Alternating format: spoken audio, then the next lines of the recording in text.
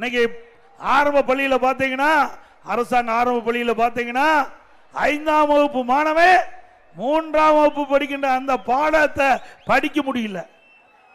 படிப்பது 5ஆம் வகுப்பு.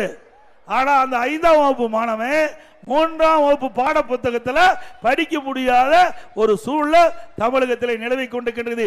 இப்படிப்பட்ட சூழ்நிலையில் இன்றைய முதலமைச்சர் இன்றைக்கு ஒரு நாடகத்தை அரங்கேற்றி தமிழகத்திலே கல்வி வளர்ச்சி அபரிதமாக இருப்பதை ஒரு தோற்றத்தை உருவாக்குவதற்காக இன்றைக்கு ஒரு நிகழ்ச்சியை ஏற்பாடு பண்ணியிருக்கிறார்.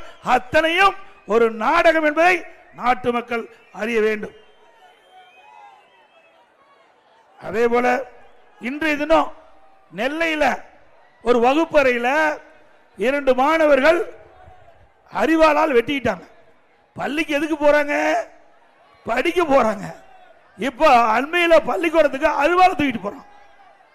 அரிவாளை தூக்கிறதுக்காக பள்ளிக்கூடம் நடத்துறாங்க.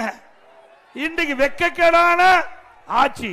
இதுக்கு தமிழகத்தில் கல்வி வளர்ச்சி அபரிதமாக இருப்பதாக ஒரு தோற்றத்தை இன்றைக்கு தமிழ்நாடு அரசு இன்றைய முதலமைச்சர் இன்றைக்கு வெளிப்படுத்திட்டு இருக்கிறார். அத்தனையும் பொய் என்பதை இந்த நேரத்தில் தெரிவிக்க விரும்புகிறேன்.